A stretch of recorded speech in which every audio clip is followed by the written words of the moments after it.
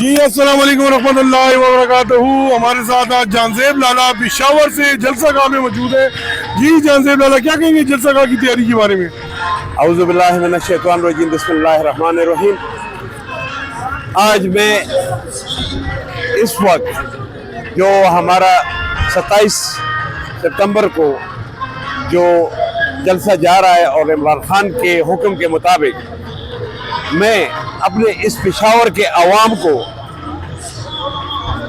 और ख़ास कर तमाम पख्तूनों को, KPK के पख्तूनों को ये एक पैगाम देना चाहता हूँ कि आज जो इमरान खान आप लोगों के और हमारे लोगों के लिए और हमारे बच्चों के लिए जेल में पड़ा हुआ है, उसका हुक्म है कि उसकी आज़ादी के लिए आप लोग निकलें और ये जलसा ऐसा कामयाब करें कि पूरे पाकिस्तान में लोग हैरान रह जाएं।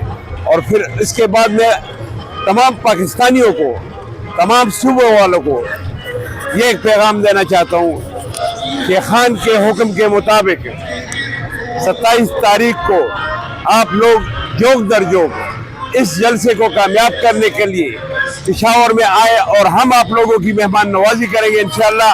और हम आपको यहाँ पे आप लोगों को तमाम सहूलियात भी देंगे इंशाअल्लाह।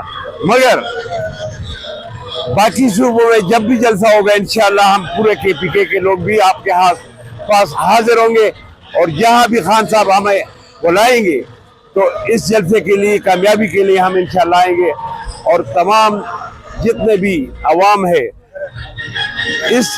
इसकी कामयाबी में मेहनत करें और ताकि हमारा खान साहब इस जेल की सलाखों से बाहर आए।